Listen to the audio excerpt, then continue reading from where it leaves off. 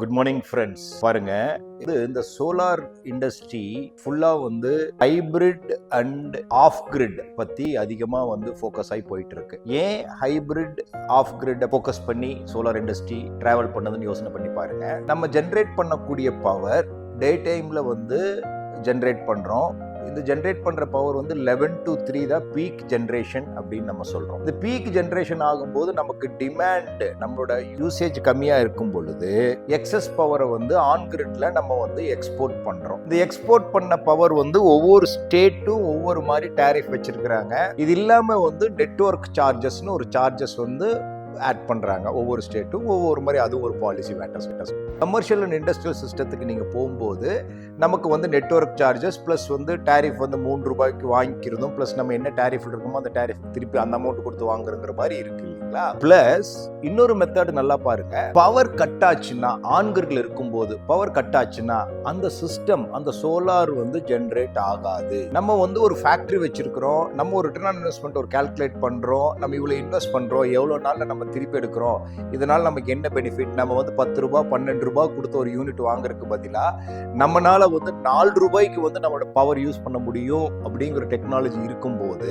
அப்ப அதை நம்ம ஃபோக்கஸ் பண்றதா நம்மளோட மேனுஃபேக்சரிங் காஸ்ட்டை கட் டவுன் பண்ண முடியும். இந்த மாதிரி இருக்கிற கண்டிஷன்ல பாருங்க, நாங்க 2018 இருந்து இந்த விஷயம் சொல்லி புரிய வச்சுட்டு இருக்கிறோம். நம்ம ஜென்ரேட் பண்ற பவரை யூஸ் பண்ணிட்டு எக்ஸஸ் பவரை ஸ்டோர் பண்ணிட்டு ஸ்டோர் பண்ண பவரை திருப்பி 3 o'clock மேல நமக்கு சன் லைட்னால ஜெனரேஷன் டிராப் ஆகும் பொழுது அப்ப அந்த சோலாரும் பிளஸ் பேட்டரியும் சேர்ந்து நம்ம லோடு கொடுத்துட்டு இருக்கோம்.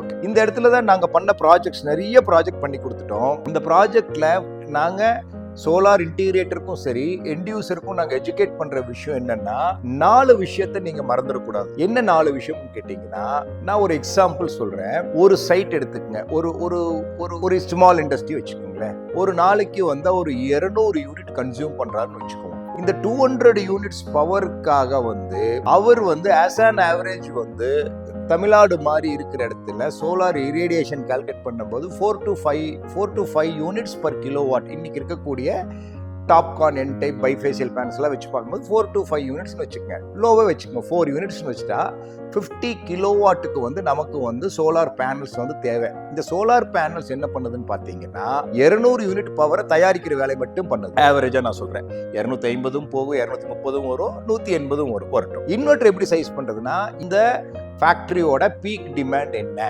அந்த சைஸுக்கு நம்ம இன்வெர்டர் சைஸ் பண்ணணும். இன்வெர்டர் சைஸ் பண்ணோம்னா இப்போ உள்ள நம்மளோட டிசியா வரக்கூடிய பவர் ஏசியா கன்வெர்ட் ஆகி உள்ள போகுது. எக்ஸஸா இருக்கிற டிசி பவர் பேட்டரி சார்ஜ் ஆகிட்டு இருக்குது.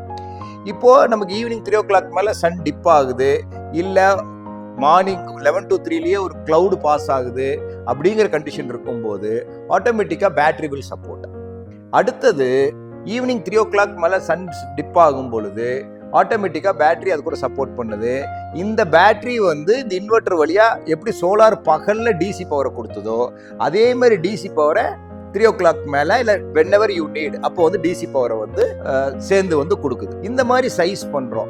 இந்த மாதிரி சைஸ் பண்ணி ஒரு டிசைன் பண்ணி கொடுக்கும்போது நம்மளோட கவர்மெண்டோட கிரிட் இபி லைனை நீங்க ஸ்டாண்ட் பையா வச்சுக்கலாம். எப்படி நம்ம இபி வாங்கிட்டு டீசல் ஜெனரேட்டரை நம்ம ஸ்டாண்ட் பையா வச்சோமோ அதுக்கு பதிலா சோலார் சிஸ்டத்தை போட்டுட்டு இபியை ஸ்டாண்ட் பையா வச்சுக்குங்க. ஏன்னா மேபி 365 டேஸ்ல தமிழ்நாடோட கிளைமேட் எல்லாம் எடுத்துக்குங்க. சில இடத்துல பாத்தீங்கன்னா ஆல்மோஸ்ட் ஒரு 30 days 40 days கிளவுடியா இருக்கலாம், இல்ல ஒரு 90 days கிளவுடியா இருக்கலாம், 3 மாசம் கிளவுடி. இப்படிதான், இதுதான் மேக்சிமம் நம்மளோட டெரைன்ல இருக்கிற விஷயம். அந்த நாளைக்கு மட்டும் கிரிட் உள்ள வெளியே போயிடும். ஸோ 365 டேஸ்ல உங்களால 325 days சோலார்னாலே ரன் பண்ண முடியும் இருக்கும்போது நம்ம ஏன் இன்னொரு பவரை டிபெண்ட் பண்ணி ஹை காஸ்ட் பவருக்கு நீங்க போக வேண்டியது இல்லை இல்லையா. இதுல லேட்டஸ்டா நாங்க ஒரு பேட்டரி லான்ச் பண்ணிருக்கிறோம். அந்த பேட்டரி நீங்க பாருங்க. இன்னொரு முக்கியமான விஷயம், இந்த பேட்டரின்னு சொல்லும் போது இன்டிகிரேட்டர்ஸும் கஸ்டமர்ஸும் புரிஞ்சுக்க வேண்டிய விஷயம், இந்தியால மேனுஃபேக்சரிங் பண்ணி இந்தியன் கண்டிஷன்ஸுக்கு இருக்கிற மாதிரி பேட்டரி மேனுஃபேக்சரை பார்த்து வாங்கிக்கோங்க. ஏன்னா அந்த பேட்டரிக்குள்ள இப்போ நம்மளோட கிளைமேட்டிக் கண்டிஷனே வேற. நம்ம வந்து ஆல்மோஸ்ட் ஒரு 40 to 45 டிகிரி வரைக்கும் போற ஊருக நம்ம இருக்கிறோம். அதே மற்ற ஊர்ல நாங்க பார்க்கும்போது யூரோப்பியன் கண்ட்ரிஸ் சைனா இந்த பக்கத்துல போகும்போது அவங்க 30-35க்கு மேல டெம்பரேச்சரே இல்லை.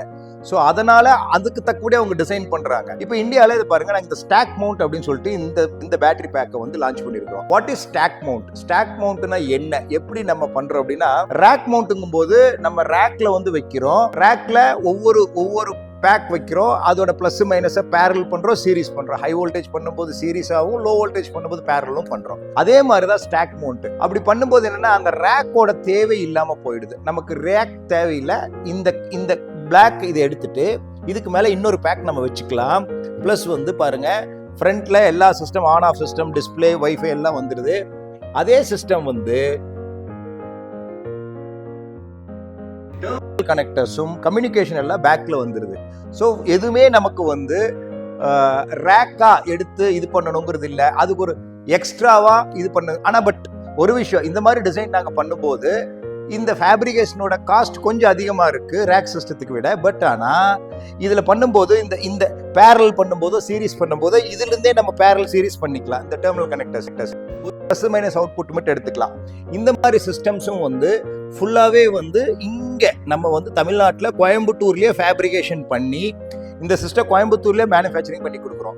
இதை பத்தி இன்னும் தெரிஞ்சுக்கிறதுக்கு எங்களுடைய எக்ஸ்பீரியன்ஸ் சென்டர் கோயம்புத்தூர்ல இருக்கு, விசிட் பண்ணுங்க, வந்து பாருங்க.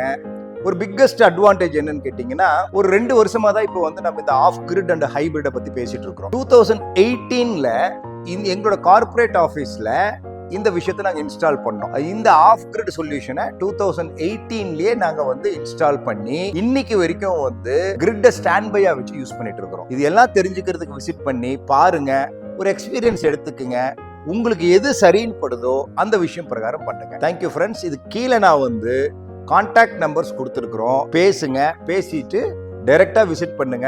விசிட் பண்ணி தெரிஞ்சுக்கிட்டு ஏன்னா 10 years வாரண்டி இருக்கக்கூடிய ப்ராடக்ட், அதை தெரிஞ்சுக்கிட்டு கரெக்டா வந்து வாங்கிக்கோங்க. Thank you friends.